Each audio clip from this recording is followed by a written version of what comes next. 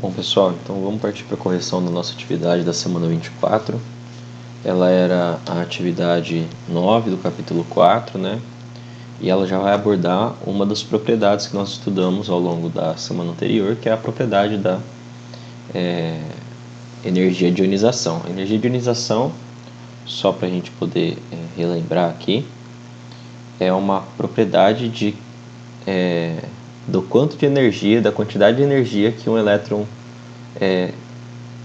que um átomo, na verdade, despreende quando um elétron é retirado dele. Então, basicamente, para ficar um pouco mais simples de você lembrar, você pode interpretar como quanta energia eu preciso para tirar um elétron da camada de valência de um átomo qualquer.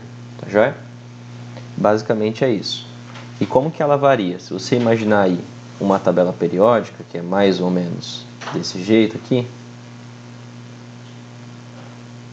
ela varia da esquerda para a direita e de baixo para cima. Quais são os átomos que têm a maior energia de ionização? Os átomos com a maior energia de ionização são os gases nobres, tá? E um dos maiores, que é geralmente bastante estudado também, é o flúor. O flúor é um cara que tem uma energia de ionização muito, muito alta. Como que você pode lembrar disso com facilidade? Basta você lembrar do seguinte: metais são átomos que formam geralmente carga positiva, ou seja, eles perdem elétrons, os elétrons deles vão embora. Os ametais, que são esse grupinho aqui que eu estou separando e vou destacar em vermelho, são os átomos que tendem a ganhar elétrons, e por isso, quando eles ganham esses elétrons, eles ficam com uma carga negativa. Então, o que a gente pode assimilar nessa ideia é que átomos que tendem a ganhar elétrons têm dificuldade, é difícil tirar um elétron dele, por isso ele tem uma alta energia de ionização. Átomos que tendem a perder elétrons são átomos que têm uma baixa energia de ionização, porque tirar o elétron dele é fácil, eu preciso de colocar pouquinha energia, ele já perde esses elétrons da camada de valência dele. Tá joia? Agora, o que a gente vai refletir aqui no exercício é o seguinte: nós temos um átomo hipotético e esse átomo tem 3 energias de ionização destacadas, a E1, a E2 e a E3, e elas representam, respectivamente, a energia de ionização do primeiro elétron da camada de valência, a energia de ionização do segundo elétron da camada de valência e a energia de ionização do terceiro elétron da camada de valência. E aí ele pergunta assim, na primeira questão: explique o motivo pelo qual as energias de ionização apresentam esse comportamento descrito em E1, E2 e E3. O que ele está te perguntando é o seguinte: se você olhar os valores, você vai ver que a E1 tem um valor de 730 kJ/mol, a E2 tem 1480 kJ e a E3 tem 7700 kJ, ou seja, a E1 é baixa, é um valor relativamente pequeno, a E2 é praticamente o dobro, é mais do que o dobro do primeiro, e a E3 é muito mais alta do que a primeira e do que a segunda. Se você comparar, a E3 é 10 vezes maior do que a E1. E aí, por que esse comportamento é apresentado? O que acontece para que esses valores aumentem tanto de um para o outro? O que acontece é o seguinte, pessoal, isso aqui é uma justificativa bastante comum e é uma pergunta muito comum, uma interpretação necessária para vestibulares principalmente. O que acontece é que para cada elétron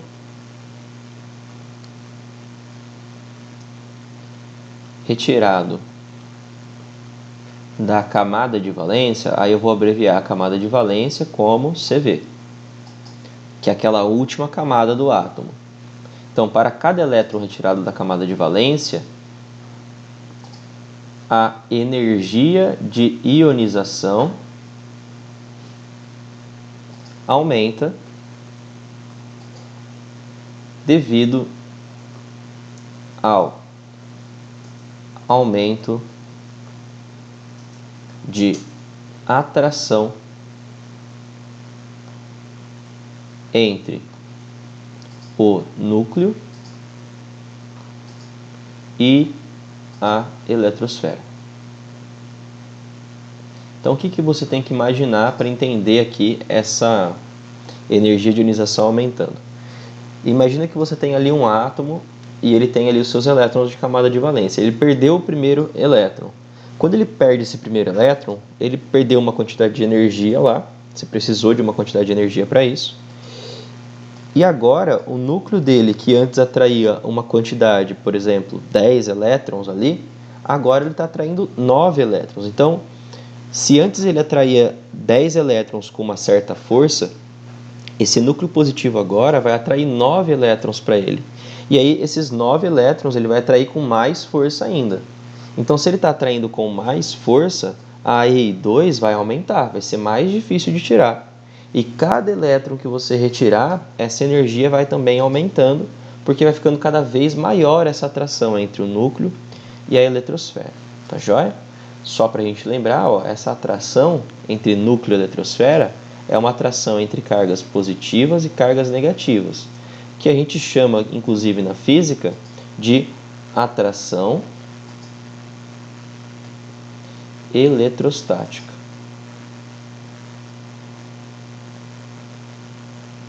Na química também a gente vai usar esse termo, mas ele é mais presente dentro da física, tá joia? Só para a gente aí deixar bem pontuado cada um dos termos importantes. Na alternativa B, ele pergunta assim, ó, por que a energia de ionização é tão maior, tão expressivamente maior na terceira energia do que a segunda, comparado com a segunda? Pô, então, por que essa energia EI3 é de 7.700 kJ, enquanto que a segunda é de 1.480 e também tem a primeira que é 730? O que acontece que aumenta tanto? Aí o que a gente precisa pensar é o seguinte, ó.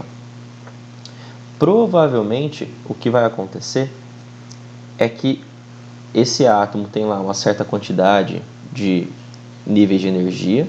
Eu vou desenhar 3 porque eu quero, tá? Não é coisa da minha cabeça aqui, só para a gente imaginar a situação. Esses 2 primeiros elétrons que ele perdeu eram elétrons da camada de valência dele. E aí a energia que ele desprendeu era uma energia relativamente menor. Provavelmente o que vai acontecer é que depois de desprender esses 2 elétrons aqui, então depois ele perder esse elétron 1 e depois ele perder esse elétron 2, ele vai perder, por exemplo, esse elétron 3 aqui, ó, que eu deixei destacado. Parecendo uma pokebola, vou fazer com outra cor para ficar um pouquinho diferente. Aí agora melhorou. Se você olhar para cá, então, esse elétron 3 ele está numa camada ainda mais interna. E quanto mais perto ele estiver do núcleo, maior essa energia. Então, quando acontecer de ter um salto de energia muito grande de uma energia de ionização para outra, a gente pode imaginar que o que está acontecendo é que eu estou indo para uma camada mais interna, que a atração entre essa camada e o núcleo é mais forte e por isso eu preciso utilizar mais energia. Então, o que você poderia responder é o seguinte: provavelmente esse elétron 3 está em uma camada mais interna.